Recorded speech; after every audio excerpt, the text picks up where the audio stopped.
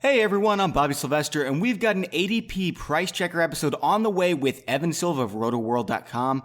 But first, I want to remind you all about the sweepstakes we have going on thanks to one of our sponsors, PristineAuction.com.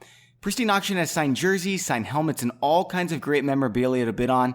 With hundreds of items being auctioned off every day, we landed a signed Antonio Brown jersey that we're going to be giving away, and all you have to do to enter the contest is rate and review us on iTunes, then send us a screenshot to contest@fantasypros.com. When you do that, you're going to be entered into all giveaways for the rest of the season. In the meantime, support Pristine Auction by taking a look at what they have for you, and please make sure to let them know that Fantasy Pros sent you. All right, on to the show.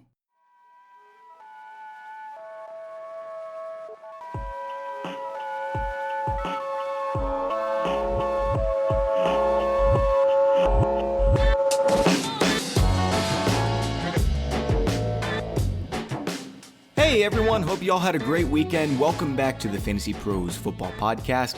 I'm Bobby Sylvester with Mike Tagliere. Tags, how's it going? It's going, man. It's a good day to be recording a podcast. I'll tell you this. My son is turning 6 months actually tomorrow, and his doctor's appointment was today to get like 3 shots. And it just so happened that our podcast recording time was this doctor's appointment time. So my wife had to take him, and I'm just happy. I hate seeing my little guy in pain. So he's getting 3 shots today. So he's not going to be a happy camper in about 20 minutes. So Tags, today we have guest Evan Silva of Rotoworld.com joining us to take a look at ADP and some of the advantages and warning signs we can take from it. Evan, thanks for coming back on the show. Thanks so much for having me back, guys. Yeah, no, I'm excited. So if you're in your car, if you're at work, whatever you're doing right now, seriously, make it a point to be listening to this podcast, because I promise you, by the end of it, you're going to walk away, you're going to learn something today. And that's the goal of it. That's why we love having Evan on. It's good to have him back. Talking about some of these players that are varying in ADP. I'm curious to get his opinion. But Bobby, let's start with this news on Ezekiel Elliott. Do you have the details of that? Of basically what came out this morning? So he was at the church bar in Dallas, and he was just involved in an altercation. We don't exactly know what's going on, but we have been hearing he's probably going to be suspended 2 games, maybe just 1. I don't remember who it was, maybe Adam Schefter that broke that report. Mm-hmm.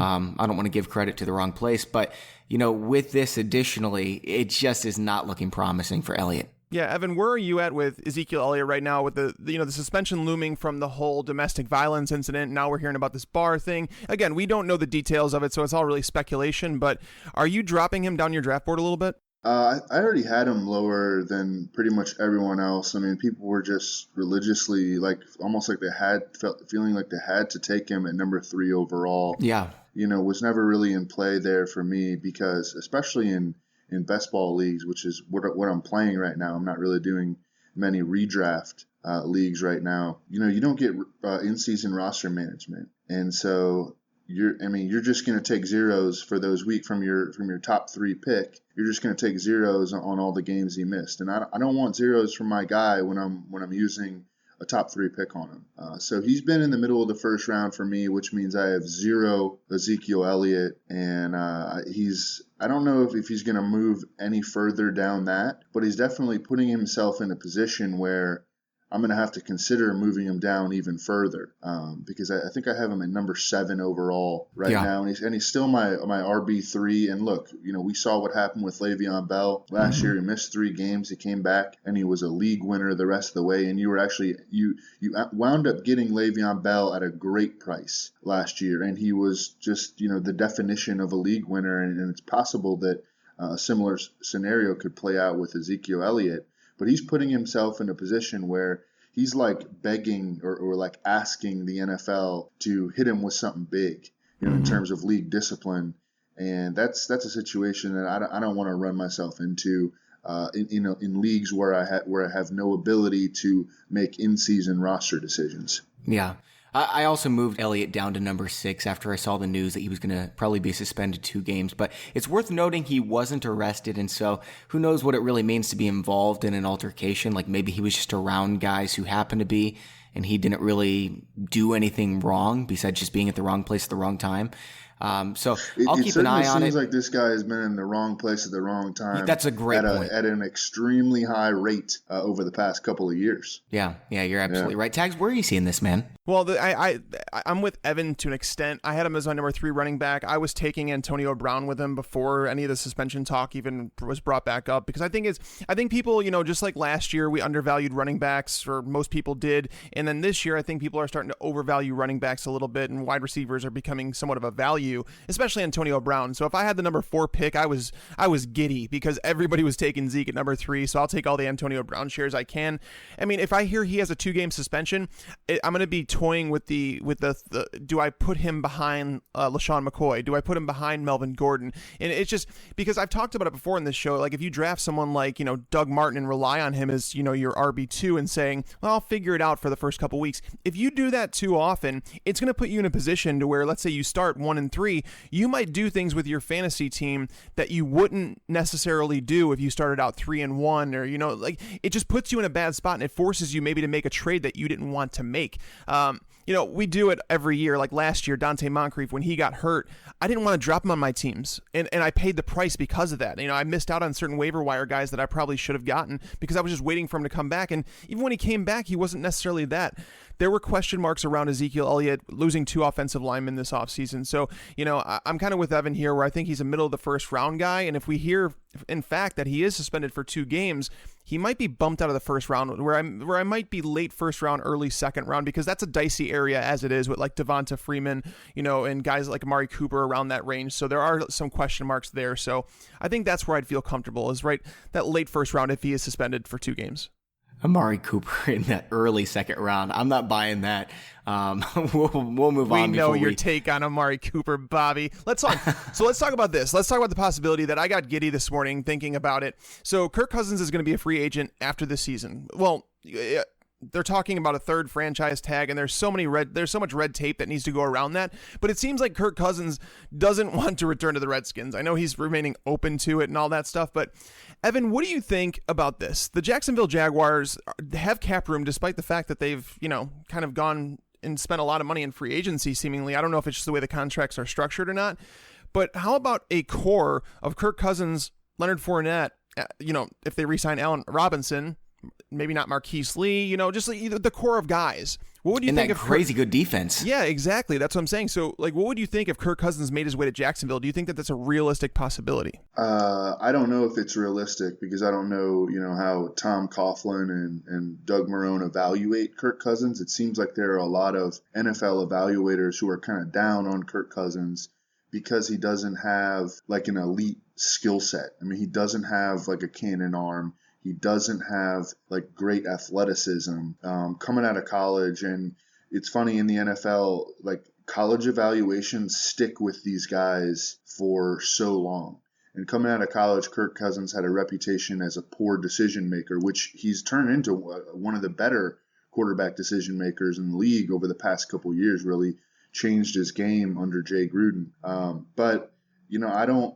It seems like he's a guy on whom there are many mixed opinions. I would love the fit. The Jaguars also are going to have to make decisions after this season on Allen Robinson and Marquise Lee. Both of those guys are in contract years. It's funny, the only guy that they got signed long term from that group of receivers is Allen Hurns, who last year was the worst receiver out of those 3. So I think that on paper it makes an awful lot of sense. The Jaguars are going to have to make a lot of decisions, including on Blake Bortles and their best 2 receivers after this season. Yeah, and that's kind of where I'm at with it, is their defense is good enough to the point where I don't think they're going to have I don't even know if they'll have a top 10 draft pick in 2018. And that's why if they don't have that, they may not get one of those top tier cornerbacks in the draft. Mm-hmm. So that's why I was kind of tying that together. San Francisco may want him, and they may try and move back. Who knows, like kind of what happens here, but I thought it was a fun spitball in that idea. Definitely. As a Jaguars fan, I'm still a believer in Blake Bortles. With that being said, I think Kirk Cousins, I know that's, we're going to talk about that a little bit more later. I mean, he was injured all last season. He wasn't great when the money was on the line, but I still see the skill set there, and he's young enough that I think we haven't seen anywhere near the best of him. I think he can develop and be a quality player. With that being said, I think Kirk Cousins can be a Super Bowl quarterback. Not the kind of guy who's going to carry you there like an Andrew Luck, but I mean, he's better than Joe Flacco. And look what Joe Flacco did with a great team around him. I think the Jaguars are kind of building up that same way.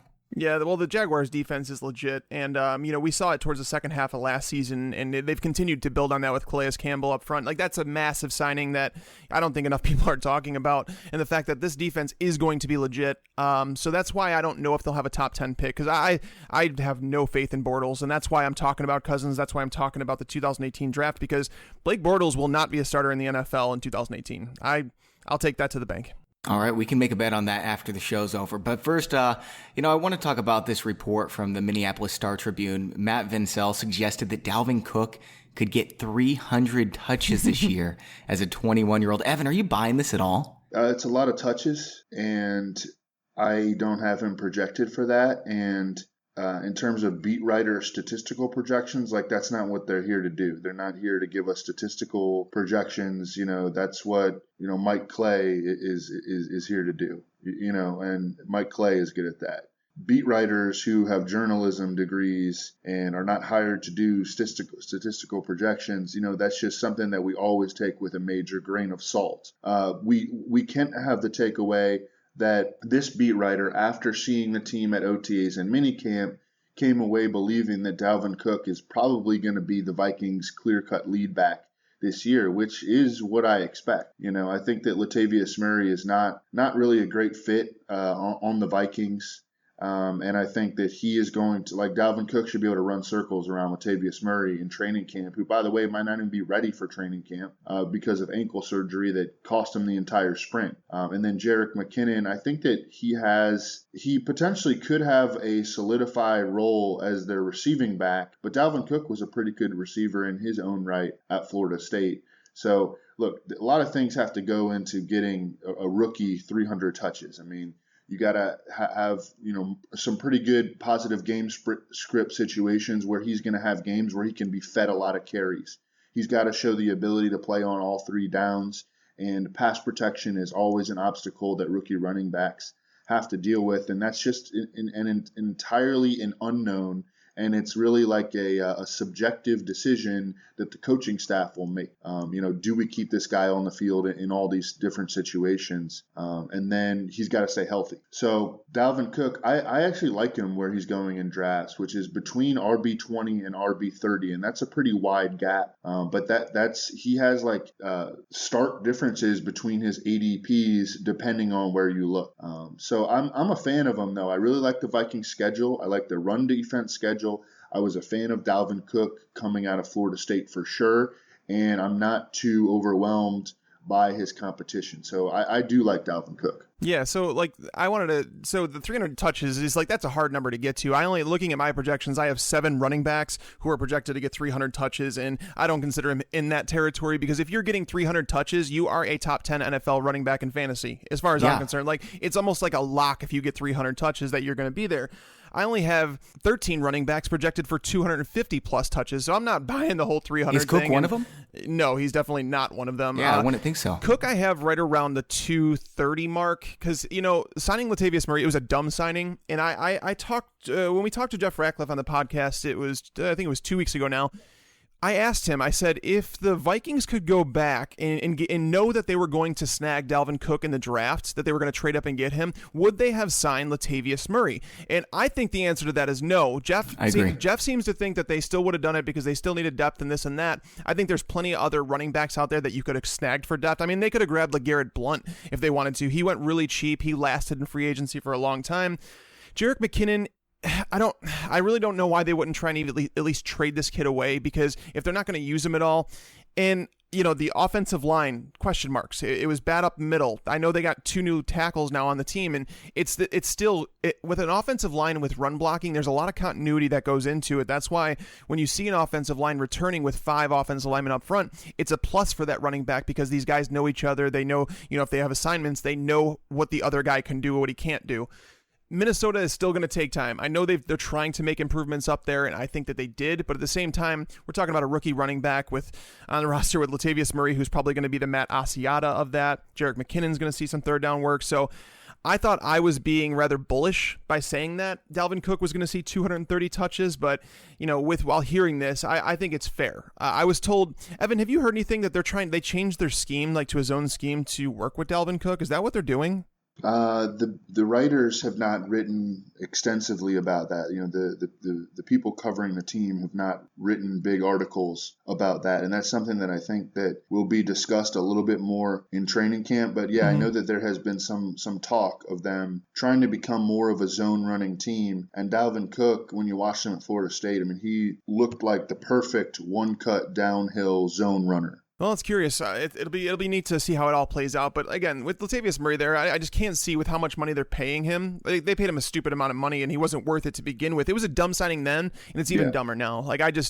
I don't understand it, but at the same time, as a franchise, I don't know if they can just say that they're wrong already and just write it off. I think that he is going to have a role, and for that reason, Dalvin Cook is going to be in that timeshare category with guys like Paul Perkins, like Amir Abdullah. I think that's the area that he belongs in. So, guys, the last piece of news that I want to talk about, D'Onta Foreman, the backup running back for the Houston Texans, was arrested over the weekend. I came away extremely unimpressed by his film, but I know other experts have been raving about him. Do you think he's still draftable even with the news tags? I don't, unfortunately. It's a sad thing because, ESPN, I think it was, did this big special on him and, the loss of his daughter and all that. And it's a heartbreaking story. And you wanted to root for him, but then you hear this stuff and you're just like, come on, man, be better than that. And I understand, supposedly it was a gun that was registered to him. Supposedly it was other people that he was hanging around that had weed on them and stuff like that. But put yourself in a better position. Evan, this is on him, right? Yeah, he also showed up to Texans rookie minicamp so out of shape that they had to put him on an exercise bike and even practice. Yeah, that's a shame. So, some guys just don't want it enough. Yeah. And that could be the case here. It's also the case that he's like an abnormally young rookie. He's much younger than the average rookie, and he's just, a young kid making mistakes. But it definitely puts him in a spot where Bill O'Brien's going to be upset with him, and at the very least. And then he's going to have to go to camp and outplay Alfred Blue. I don't think any of us really think a whole lot of Alfred Blue, but Alfred Blue has been in the system for multiple years, and he's a guy that the Texans can trust and have shown a willingness to give the ball to 15, 20 carries in a certain game. And are they going to trust D'Onta Foreman as someone now that they can do that with? It's just I think that he was, I don't know, people were excited about him, but he's a really, really raw guy who has to learn how to play in the passing game essentially from scratch. And it could be like Jalen Strong with the Texans a couple of years ago. He showed up to camp, or he showed up to rookie mini camp out of shape. He got in a little bit of trouble, and we just didn't hear from him the rest of the way. Yeah. Yeah, and he flashed a little bit too, Jalen Strong. I haven't heard that name in a while, but he's someone that I actually liked. When you saw him on the field, he was actually solid in the red zone, so it was sad to see it. But either way, it's sad to hear this stuff. And, Evan mentioned it. These are kids. Sometimes we forget that. And, when you're 20 years old, when I was 20 years old, I know I didn't make some of the best decisions either. So I do try and keep that in mind. But, you have to surround yourself with better people. I think that when you see these headlines and stuff like that, someone like him, you'd think he'd know better than that. So to answer your question, no, Bobby, I don't think he's draftable right now. And to answer a follow-up question to that, no, Alfred Blue is not someone you should draft. Agreed, yep. So we're going to hop over and talk about ADP here in a moment, but first I want to step back and tell you about one of the sponsors of today's show, rtsports.com. Real-Time Fantasy Sports has everything you're looking for in fantasy football this year. They have award-winning commissioner services with fully customizable leagues, a killer app, and perhaps most exciting are their best ball and actively managed leagues. They're also a legal operator in New York, Missouri, Colorado, and most states. So if you're bumming about missing out on all the action, you can likely still play at rtsports.com/pros. They've paid out millions to winners. Again, that's rtsports.com/pros. And please be sure to type pros so they know we sent you. Okay, guys, so let's start here at running back. And the one that stands out to me here for ADP, Tevin Coleman is currently being drafted as the number 24 running back. Kyle Shanahan's gone. And Derrick Henry's at number 34. What's the difference between these two? Evan, I'm curious because this is something I brought up on a show, I think a couple weeks ago. I don't think there's much of a difference between these two running backs. So what's your take between Tevin Coleman and Derrick Henry right now? I think that we can count on a little bit more standalone value for Tevin Coleman, and that explains what the ADP gap. However, it's a pretty big ADP gap. Again, most if not all the drafts that I've done so far to this point are best ball drafts. And so I really like Tevin Coleman in best ball because you're going to get week to week usage from him. And then he has big playability. And then he becomes a league winner in the event that something happens to Devonta Freeman.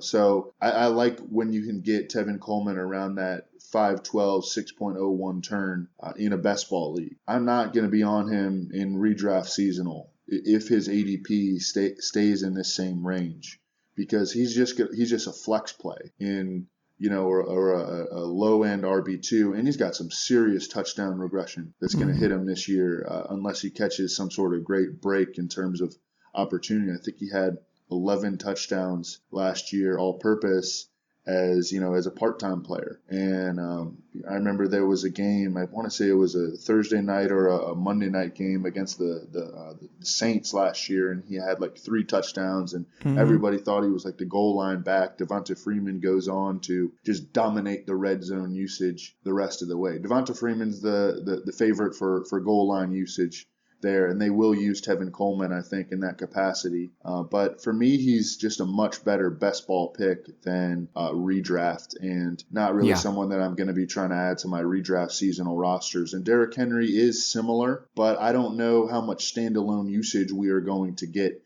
from him behind DeMarco Murray, who the coaching staff there really supports as their bell cow back. And let me ask you this, Evan. Whose ceiling among the two is higher? Let's say DeMarco Murray goes down, Devonta Freeman goes down. Would you rather have Derrick Henry as a starting running back or Tevin Coleman as a starting running back? That's a really good question. They're both in really good offenses behind really good offensive lines. Yeah. Derrick Henry looks the part more of like a bell cow, 25 carry workhorse, and he gets to play with the dual threat quarterback, Marcus Mariota. And then Tevin Coleman is just like the big play.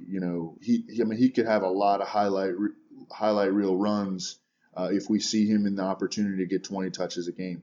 That's a really, really tough one. I think I would lead Tevin Coleman, but man, I wouldn't argue too hard against Derrick Henry. Yeah, so for me, here's the thing. With Tevin Coleman, here's my issue with him is he put on like 10 or 15 pounds this offseason to bulk up. I don't know why he would do that in the role that he's in. With Kyle Shanahan leaving, Kyle Shanahan with his whole 2-back system and this and that, I do think that the running backs are obviously going to regress, both of them in terms of touchdowns. That's just going to happen going to, a first-year offensive coordinator in the NFL. But Tevin Coleman, they're making it a point to re-sign Devonta Freeman. They've made it a point. They say, we're going to get a deal done with him. It's just a matter of time. And so for me, it's kind of putting Tevin Coleman on the back burner. As the year went on in 2016, we saw the Falcons start to trust Devonta Freeman more and realize who the better running back was. It was an ongoing debate on Twitter, who's the better running back? And I was always Team Freeman. I remain Team Freeman. I think Coleman he was the big play guy. So to see him put on some weight, it doesn't make me very happy. In terms of Derrick Henry, the reason I consider these two the same is Derrick Henry, as the season went on, his role grew. DeMarco Murray really struggled over the final 6 games of the season. Derrick Henry kind of took off over that same period, scoring touchdowns, getting a lot of the goal line carries. He's not going to get the passing down work that Tevin Coleman does. We know that. But I think Derrick Henry is a much better running back. And so for me, I'm betting on that talent. And, when we talk about the difference in ADP, Tevin Coleman at 24, Derrick Henry at 34, I view them in the same territory. I do believe that they both have league-winning upside if the starter goes down. But I'm betting on the better running back here. And I think that's Derrick Henry. We can't forget, Devonta Freeman is still in the prime of his career. DeMarco Murray is not. No running back since 2013 has had more carries on his frame than DeMarco Murray. If nobody's remembering, before last season, DeMarco Murray was considered like a fragile running back. He was always getting hurt. He's now 29 years old.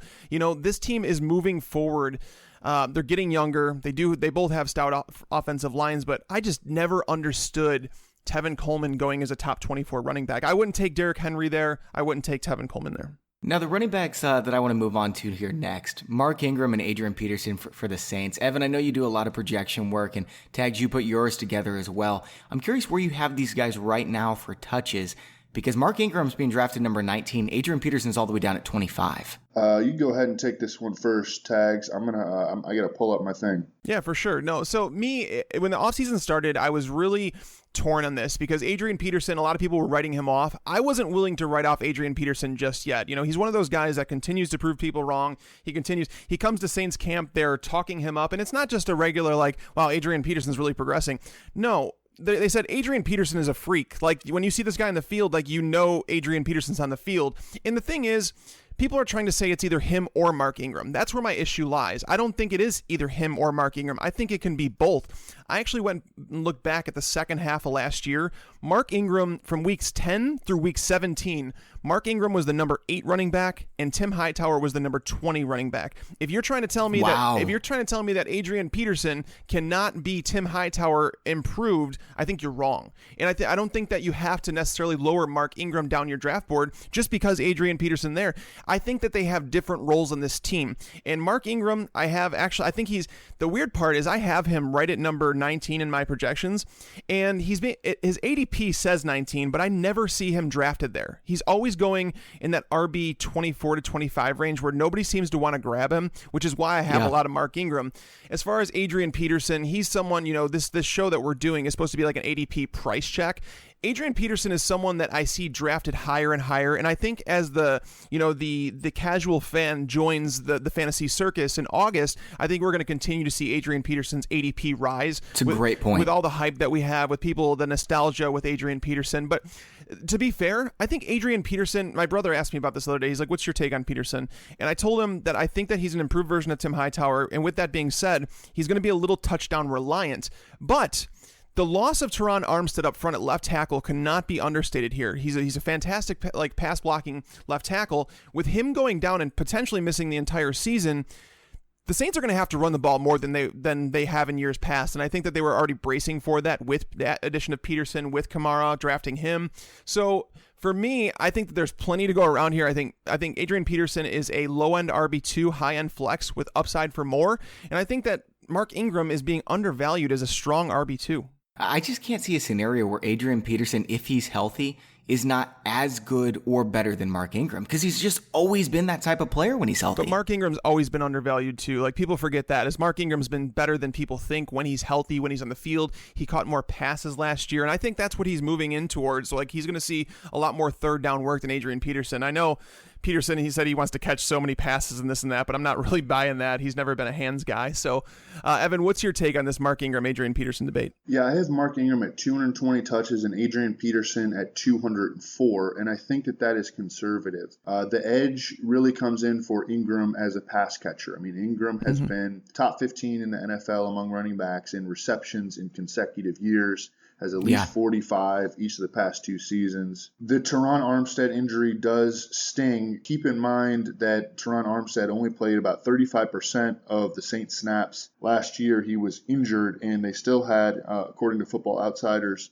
the number 1 run blocking line in terms of adjusted line yards last season. They were top 5 in they were number 8 in yards created per attempt before contact, according to Pro Football Focus. So they had an elite run blocking line last year, even with Armstead missing almost 70% of the season. And then this year, they used a first-round pick on Ryan Ramczyk, who obviously is a total unknown. He's coming off his own injury. He had hip surgery before the draft. But at least they have that insurance policy in Ryan Ramczyk. I really like both. I'm right there with Tags. I think that if you can get Mark Ingram in the 6th round and Adrian Peterson in the 7th round, I would be willing to take both. And I know that people view that as like Russian roulette. I don't know who I'm going to be able to play every week. Start them both every week. They're both startable. It's just, did you have a problem last year starting D'Onta Foreman and Tevin Coleman on the same team? No. Last year, no. You are getting very good running backs In all likelihood, very good running backs based on their track records. I mean, Mark Ingram was well above 5 yards per carry last season, can play in the passing game. Adrian Peterson, I know he was hurt, and again, everyone wants to write him off. This year, he also led the NFL in rushing the last time we saw him play in an extensive sample. So you're getting two, in all likelihood, very good running backs in a great offense behind a great offensive line with great quarterback play that's going to score a ton of points. I mean, and then they're both going to be usable every week, number one. Number two, if one of them gets hurt, then the other dude helps you win your league and you got him in the 6th or the 7th round. I really don't think that it is that, it's not that difficult. You're making fantasy more difficult than it should be if you're saying, I can't take these guys in the 6th and 7th rounds after I've essentially filled out most of my starting roster, with my first 5 picks. I can't take these guys in the 6th and 7th round because I don't know who I'm going to start each week. I love it. So real quick, Evan, before we move on to wide receivers here, you're on the clock in your redraft league, and Tevin Coleman, Adrian Peterson, and Derrick Henry on the board. Which one are you taking? If I'm trying to play the ADP game, I mean, all right, what kind of format are we talking about? A standard format. Just those 3 are on the board. You're not going to have a pick next round. This is just one pick scenario. Forget ADP. We're just going to say Adrian Peterson, Tevin Coleman, or Derrick Henry. It would be between Tevin Coleman and Adrian Peterson. This is standard non-PPR, is that right? Yep. Okay, Adrian Peterson. I'm with you. Same. Wow, interesting. Actually, before we move on to wide receiver, I wanted to ask you all about Matt Forte before we move on, because we haven't talked about him all season. He's kind of been forgotten. I mean, he used to get 1,400, 1,500 yards every single season. He's almost always healthy. Last year was the one exception. I know Powell's there, but Forte's being drafted at number 41 right now. Are we maybe underthinking what his potential could be? I think we're underthinking it a little bit. I've been getting him in MFL 10s now. He's falling into the RB 40 range, which is, I'm more than happy to take him there because they're going to use him. They would have cut him otherwise. We've seen this, and who was it that came out? Was it Ardarius Stewart or was it Quincy Enunwa? I think it was Enunwa that came out and said it's hard to defend the fact that the Jets aren't tanking this year. That's not going to go over well with the coaches or the GM. But, for me with Forte, it's weird because the reason I don't like him very much is because the Jets last year appeared to want to use him on 1st and 2nd down as the bell cow, the goal line back, and they wanted to use Bilal Powell on 3rd down. And then, Forte broke down a little bit as the year went on. Bilal Powell got a bigger role, and there was no running back in fantasy football outside of Le'Veon Bell who scored more fantasy points than Bilal Powell in the last 4 weeks of the season. So, Bilal Powell ran with the role. Bilal Powell is not he's not a young cat by any means. He's, I think, 29 years old as well. So Matt Forte, he never was, Evan from Chicago, we get to see all these Bears games, and I've seen Matt Forte. I've watched every game of his career. Matt Forte is not an elite running back in terms of carrying the football. He's an average running back running the football. He's got solid vision, but he doesn't have the speed, like the burst to hit a hole that, some of these guys do. So Forte being used there, he was always an elite level wide receiver. Like you could line him up in the slot. You could line him up on the perimeter if you wanted to. You can catch passes out of the backfield. There was so much he could do there. So the fact that he's not being used in that role, it limits his upside for me. I don't think the Jets have very many scoring opportunities this year, which limit his scoring opportunities as well. He doesn't have big playability. So for me, Forte is a flex play probably, but at the same time, if he falls down there right now as ADP is number 41, I think that's fair. I mean, I think that's an area where I'd probably take him if I'm looking to occupy say I went 0 running back and I'm trying to mix and match all these running backs and trying to pick my matchups. That's probably when I would take Forte. Yeah. Okay, guys, before we move on, I want to take a quick moment to tell you about a website that's going to make your fantasy football life a lot easier this season. Teamstake.com. If you're tired of hassling family and friends for league dues, Teamstake.com makes it super easy and convenient for you. They have a fully customizable pay-in and payout options. The site's super easy to navigate, and best of all, it's free. Please check out Teamstake.com. I used them last year for all my leagues, and I couldn't be more pleased. Okay, guys, let's move on over to wide receiver. And the first one I want to talk about is Golden Tate. I actually just released an article talking about a heavy running back strategy, did a mock draft for that. And one of the players I wanted to target in there was Golden Tate. And the reason why, here's the list of players with at least 90 receptions in 3 straight seasons. Demaryius Thomas, Antonio Brown, Julio Jones, Odell Beckham, and Golden Tate. So is Golden Tate being drafted way too low? That's what I'm thinking right now. He's going number 24 among wide receivers, 6 behind Jarvis Landry. He is, he's part of like a really big cluster there that are like, I think they're all good picks.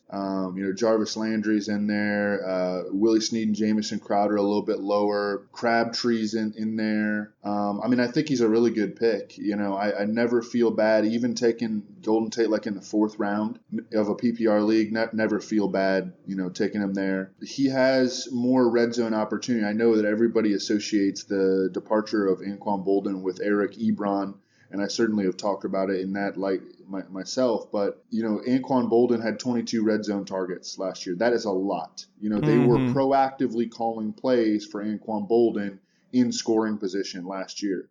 I think he was also among the league leaders in targets inside the 10-yard line and inside the 5. They were feeding him the ball in scoring position, and it doesn't look like he's coming back at this point. I do think he's going to end up on a roster at some point, but it doesn't look like it's going to be the Lions, especially after how much they talked up Kenny Golladay in the spring. Golden Tate is just a really high floor pick, and where he would have to derive his upside, because I think he's going to catch 90 balls. I don't think that he's going to get to like 110 catch range or anything like that. I think that we're going to see a little bit better Marvin Jones this year. I think we'll see a little bit better Eric Ebron this year. But where his upside would come into play is if he scored a bunch of touchdowns. And with Anquan Boldin gone, that possibility is now on the table for Golden Tate.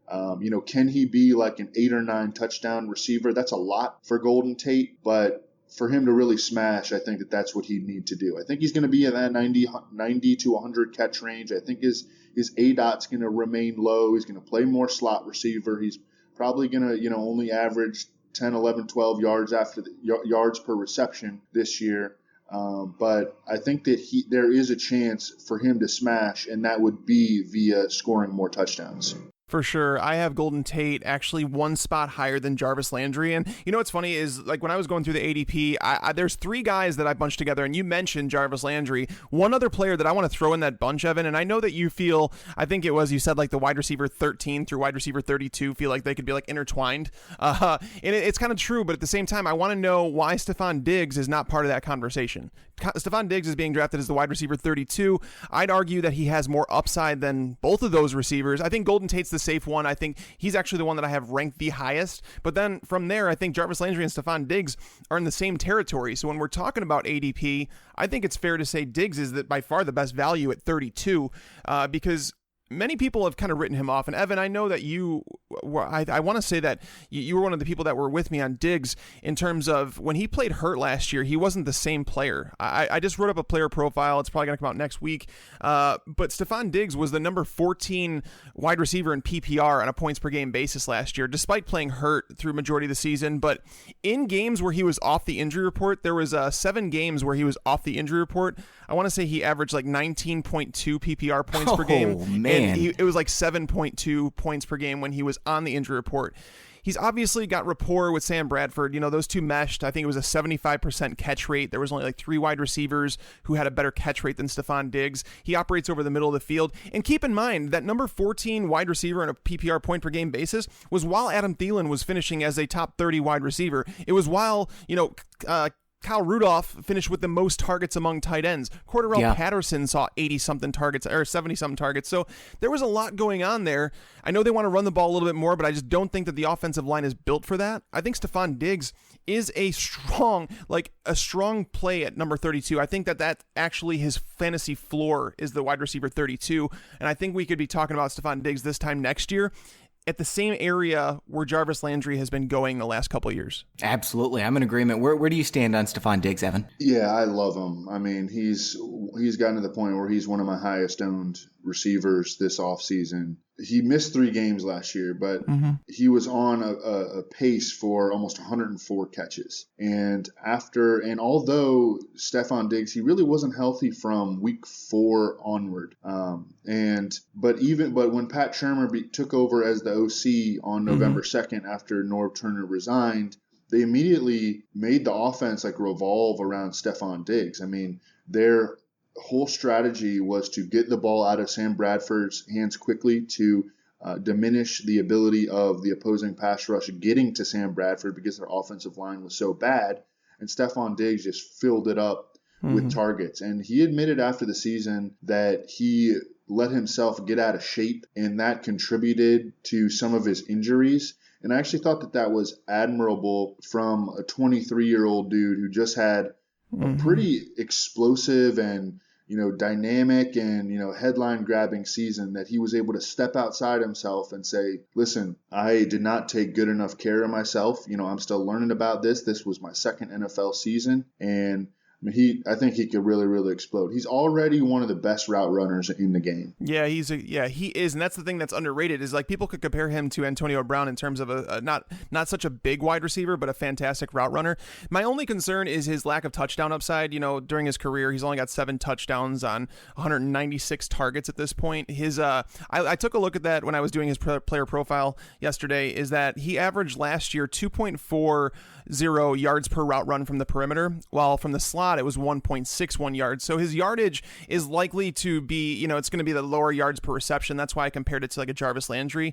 But I do think that he's more explosive in terms of he can be used in a lot of different ways. I don't think he should be exclusive to the slot, but Pat Shurmur, you mentioned, when he came in, Shurmur used him 73% out of the slot once he took over, which is it's a big chunk, and it's going to limit, his ability for the big play like that. So I want to see him used a little bit more on the perimeter in 2 wide sets with Adam Thielen, and then when they go 3 wide with Laquan Treadwell, they can kick him into the slot, and that can really work out. I think when teams start to move a wide receiver like him into the slot, they can create mismatches all over the place.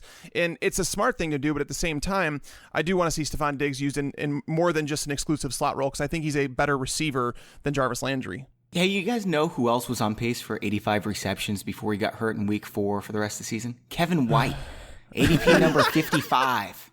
Evan, I'm going to let you take this one. I'm not saying he's the same as Stephon Diggs. I'm just saying he's being underdrafted right now. Yeah. He actually has reached me in a couple of drafts, and I thought about it, And I mean,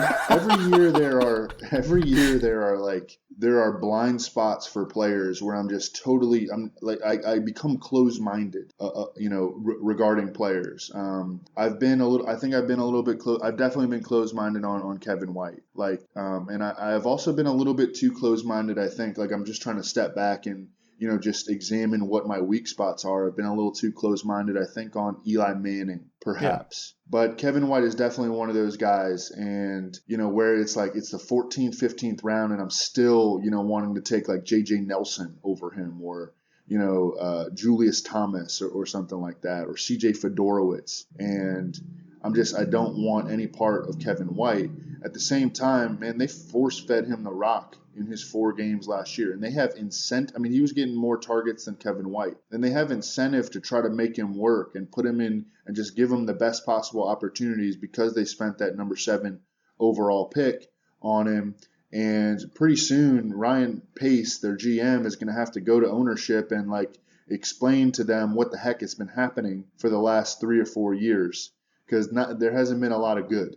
And after the season, he's going to want to show, the ownership that, hey, we got something out of Kevin White finally. Mitchell Trubisky, he played late in the season. He showed us some promise. He looked good in the preseason, whatever. I mean, it's already to that point where there's a rift between Ryan Pace and John Fox, and pretty soon they're going to be making arguments to keep their job. I mean, that's the state that the Bears are in, and they have incentive to try to make it work and do things to try to force it with Kevin White, and that concerns me a little bit about Cameron Meredith. Yeah. But I've been very, very close-minded on Kevin White, and I would be, he's going to be a blind spot for me this year. If he has a big year, he's totally in my blind spot. Yeah, I don't know if I could have said it better than that. In terms of John Fox, Ryan Pace, I think John Fox is on his way out. I don't think that he's the coach of the Chicago Bears next year. And Ryan Pace isn't going to go anywhere until we find out what's going on with Trubisky. And the fact if he is the franchise quarterback and this and that. I love John Fox just can't win without Tim Tebow. That's really what it comes down to. He's a sub-500 coach without Peyton Manning. I don't even need to talk about John Fox very much. But I do want to cover a couple more players before we get Evan out of here, because I know we're running out of time here. But let's go to – let's talk about some quarterbacks. Evan, I'm not sure. I know that you used to be. Now, I know you used to be a Cam Newton guy, but I'm gonna lay out an argument here as to why Cam Newton. I've talked about it in the fact that I don't even know if he's going to be considered a top 10 quarterback in terms of even for franchises in 3 years. And the reason I say this is because after his concussion last year, he played 11 games. In those 11 games, his 16-game pace was 308 rushing yards and 4 touchdowns. That's comparable to Blake Bortles, who ran for 359 yards and 3 touchdowns, okay? And after the season, Ron Rivera came out and said, we need to run Newton less. There's no ifs, ands, or buts about it. And everything they've done this offseason by extending Jonathan Stewart, signing Christian McCaffrey, getting, former running back Curtis Samuel on the roster, all these things lead to saying, okay, Cam's not going to run as much. I'm not going to say that he won't run at all, but so we've established that his rushing ceiling is not what it once was. Newton's average season as a passer, 3,600 yards, 22.7 touchdowns, and 13 interceptions. That's including his 2015 season that included a 7.1% touchdown rate. That's worse than Blake Bortles. So hold on a second. I'm getting to that. So his closest career comp as a passer from 2016 was Blake Bortles, who who had 3,900 yards, 23 touchdowns, 16 picks. So here's my thing.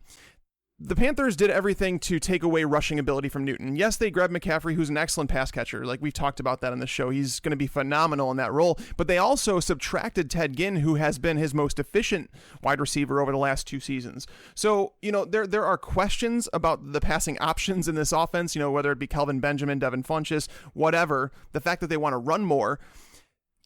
Cam Newton just had literally his legs taken away from him, and that was what he had going for him as a quarterback. I don't think that it can be disagreed that Cam Newton is not a top 10 passer in this league. So if you take away his legs, what's the argument for Cam Newton as somebody that you would want on your fantasy team in general? Well, I definitely agree. Well, I mean, it's just that he's Cam Newton and he's shown historical monster upside. And I mean, I'm not, I'm just answering your question and not even saying that I necessarily support that. He is at a career crossroads, and you can't deny it. Like, it is evident in the decisions that the Panthers made this offseason. I mean, for years, their goal was to bring in big receivers to minimize the weaknesses of Cam Newton's downfield accuracy and give him better catch radiuses to work with. That's why they had they had Greg Olsen and Kelvin Benjamin and Devin Funchess, 3 tight ends essentially. Yeah. And now they are totally changing course because that didn't work. Having Cam drop back into 5 and 7 step drops and hold the ball and, throw it downfield to Kelvin Benjamin or Greg Olsen. I mean, it works sometimes, but it doesn't work enough that Cam Newton ends up taking way too many hits. And especially when you have offensive line weaknesses and you have just the running and playmaking mentality of Cam Newton, who, if those guys aren't open, and those guys don't get open very often, then he's going to take off and run, and that's going to lead to even more hits. So their goal now, they're putting him at a crossroads. Their goal now is to play a different style of offense and to get the ball out of his hands quickly and to kind of try to foster that, being the Drew Brees type of quarterback who will go through his progressions, and if the guys aren't open, dump to McCaffrey, dump to Samuel. McCaffrey's like perfect for that. Yeah, he absolutely is. It's just, is Cam Newton going to be able to execute? Because he hasn't. Not only has he, he hasn't ever been an accurate thrower, and that includes in the short range on short distance throws. So we're going to learn a lot about Cam Newton this year. It could be, if it works out, Cam Newton could crush, and he can still score at the goal line. He's the best short yardage runner in football. And so, if he can have a big year as a passer and limit the amount of, he's also very streaky. Like, you will notice early in games that if he takes a couple of hits, he just has this like dazed look, like he's going through the motions the rest of the game. But there will be games where he gets rolling early in the game and he'll destroy it, man. And he's so like he's kind of a roller coaster. I think that they know this about him, and that's why they're trying to change the way that they play. Yeah, it's confidence, and that's the thing. Is so it's funny. My wife, one of the things that she picks up on when she watches Cam Newton, I always thought it, and I never had anybody to talk with about it. But she's like, he rides solely on confidence. Like if he doesn't have his confidence, he's shot. He's done. Like forget him. Like don't even forget it. So if he's on a cold streak, you better wait for a really good matchup. And I know this year they have a fantastic schedule. Like you look at it, and it's phenomenal. It's the opposite of Phillip Rivers. So he has that going for him. But my concern is just that he just doesn't have what it takes to be a passer in the NFL. And he should have been great. I mean, like, what we saw in 2015, that MVP season it was a dominant level of performance. It was like the LeBron James of the NFL, where it's like the size speed combo, and he was throwing touchdowns at an incredible clip. That stuff was insane to watch. And, we've seen that for a year, but everything else, that was the outlier, right? Everything else tells us that his fantasy points came from his rushing ability because his yards per attempt has come down. He hasn't thrown for more than 3,800 yards since his rookie season. His accuracy was crap. And I know a lot of people talked about his shoulder and the surgery he had to have done, but that didn't happen until week 14. His accuracy completion percentage was horrible before then. So it wasn't solely on that. So, that's just, Bobby, is there anybody else? I know I get worked up on Cam Newton. I got to ask Evan about, you brought him up, Tags, so I'm sorry I'm doing this, but Blake Bortles has been a top 9 quarterback each of the past 2 seasons. He's being drafted behind Deshaun Watson right now as the number 22 quarterback. What gives here, Evan? Well, that's dumb. Yeah, Evan, please tell him that Bortles is not a quarterback. He might not be a quarterback, but he is good in fantasy football. He runs the ball, man. He has been pretty good in fantasy football. But I think that a lot of that is due to playing on a team that is always playing from behind. And now this defense is going to take another step this year. And it's also been from sheer volume. You mentioned he does have a lot of rushing attempts. He also has finished the last 2 seasons 12th and 4th in the NFL in pass attempts. Yeah. And the Jaguars during that span have finished 30th and 24th in rushing attempts. I mean, if things go like they want things to go, those 2 things are going to be flipped on their heads. Won't it also help though that defenses won't be in nickel and dime packages against the Jaguars anymore? Sure, to some extent. I mean, I think that you can keep them in nickel and dime packages by playing 3 receiver sets, and so they have to keep a third corner out there instead of a linebacker. Yeah. But I mean, if they're going to play like 2 receiver sets and have a fullback in there with Leonard Fournette, then they're definitely going to be running against a lot of base defenses. But I think that what concerns me as well is that Blake Bortles is another guy whose confidence was shot last year, and to even a much greater extent than Cam Newton. He forced the NFL's second highest rate of passes into tight coverage last year. He was dead last in Pro Football Focus's deep ball passer rating and deep ball accuracy after he was 5th and 7th in those statistics last year. In November, Blake Bortles told Rich Gannon that he admitted to Rich Gannon that he is not a natural thrower of the football. And then Gannon after that said, "I've never even heard a quarterback say that at any level of the game." Like a quarterback admitting, I'm not a natural thrower of the football. Like he read that somewhere, or some coach told him that, and that like has stuck in his craw. And then when he goes through tough times, he's like, well, I don't have the ability to do that. That sucks. In his career, Blake Bortles has thrown 7 touchdowns in the first quarter of games. He's thrown 45 touchdowns in the second half, including 29 in the fourth quarter. So wow. 7 career touchdown passes in the first quarter, 29 career in the fourth quarter. I actually do draft Blake Bortles sometimes when he gets to the right spot. I will take him as my quarterback 2 or my quarterback 3. Like you mentioned, he's a good athlete. And he has had big games as a passer before. I mean, he's got playmakers around him in the receiver corps. But he's not someone that I'm like, oh yeah, man, this guy's, people are really missing the boat on this guy because, okay. I mean, and I also kind of worry about his job security. If things do go south with Blake Bortles, will we see Chad Henne or the kid Brandon Allen? Apparently they really like the kid Brandon Allen. I think he played at Arkansas a couple of years ago. I think they really like him just based on listening to the beat writers there in Jacksonville. Yeah, they should be in 3 wide receiver sets a lot of the time because they really don't have much at the tight end position, they should be having a tight end staying in the block. And that's one of the areas I think they'll address next year's draft. I'm kind of puzzled the fact they didn't really add a tight end, because they didn't really replace Julius Thomas.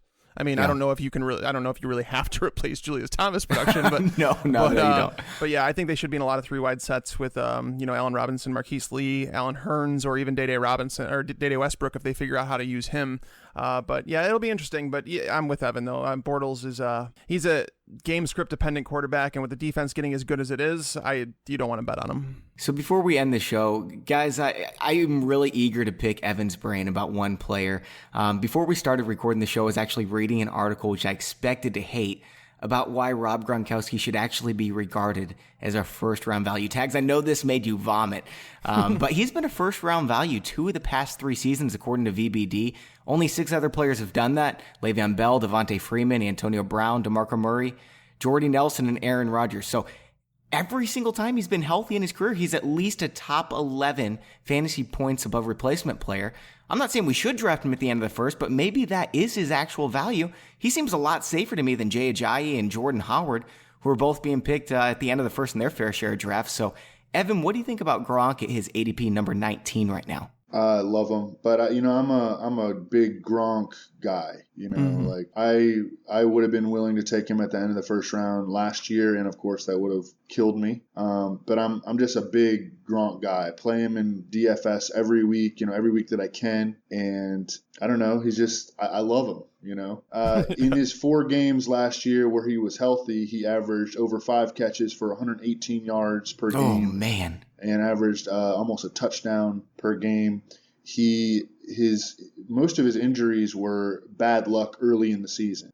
He strained his hamstring in the middle of training camp. That can happen to anyone. He missed a month with a punctured lung, and then they shut him down to a ruptured disc in his back, and that is the scariest one because he has had this now his 3rd career back surgery, and we remember why he fell in the draft in the first place. In the NFL draft was because of back issues, and people thought that they would eventually cut short his career. But then by April, he was body slamming people at WrestleMania, and he was a full participant in the OTAs in late May. Last year, when he was in the lineup, he averaged over 15 yards in terms of average depth of target, which is like Deshaun Jackson. This offense looks like it is going to explode in terms of scoring, and he's the best touchdown scoring pass catcher in the game. He should be still in his prime at age 28, and I think that we saw in a small sample that he was still in his prime last year. And then the last time this is Gronk's ADP is the lowest it's been since 2014, which was when he was coming off of ACL and MCL tears, and that year he went on to lead all tight ends in fantasy points. He's led all tight ends in fantasy points in 3 of the last 6 seasons. He has like 15 to 18 receiving touchdowns in his potential range of outcomes, and he's playing in an amazing offense. Yeah, and he's being used like friggin' Deshaun Jackson down the field. When he's healthy, he leads all tight ends by 3 fantasy points. Like he's got the whole first and second tier all to himself. No, he does. And he in the 5 games, so there was the 4 games that he played like the full game through, and then he got hurt in the Seattle game. But even if you include the Seattle game, he averaged 18.7 or more yards per reception in every single one of those games. Like amazing. It was ridiculous what he's doing. And Bobby, I love Gronk. I just would not draft him at the end of the first round. Like it is ADP now at number 19. It's funny. I did a Sirius XM draft full of analysts. It was I think it was right after the draft. And I got Gronk in the 3rd round, and people were like, the people were criticizing that pick on the air, like, believe it or not. And I was like, I understand that he's screwed you over in the past. I get that. Like, but let go of it. Seriously, you have to let go because he is dominant when he's on the field, and regardless of Dwayne Allen or whatever, he is still the man. And when he's on the field, there's no other tight end you'd rather have in your lineup. All right, guys. Well, that's all the time we have today. Evan, we really appreciate you coming on the show. It was fun. Thanks so much, guys, for having me. It just came out that Ezekiel Elliott is being accused of breaking a guy's nose. So we will see. I'm sure that on your guys' next show, you will be talking about this plenty. Wow. Yeah, you've got that right. Evan Schefter, ladies and gentlemen. Right. For everyone listening at home, I just want to say thank you to you guys. Tags and I are thrilled to be able to do this for a living, and it's all made possible by you and our sponsors who keep the show free for you. So please return the favor to them by supporting pristineauction.com, RT Sports, and teamstake.com. We're honored to take on sponsors that we believe in, so it's easy to tell you how they can help you. So thank you to Pristine Auction, RT Sports, and teamstake.com for helping us live out our dream. For Evan Silva, Mike Tagliere, I'm Bobby Sylvester. Thanks for listening. Enjoy your football. I just wanted you to watch me dissolve.